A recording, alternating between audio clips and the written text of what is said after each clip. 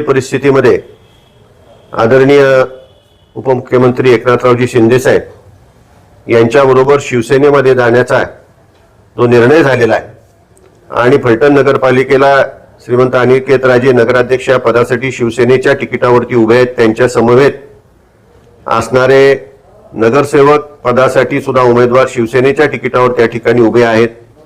आघाडी करून त्या ठिकाणी आपण ही निवडणूक लढवत आहोत आणि उद्या दुपारी 2:30 वाजता गजानन चौकामध्ये स्वतः आदरणीय उपमुख्यमंत्री एकनाथरावजी शिंदे साहेब येणार आहेत आणि त्यांच्या समक्ष आमच्या सर्वांचाच या ठिकाणी आमदार दीपकरावजी चव्हाण साहेब सुद्धा आहेत।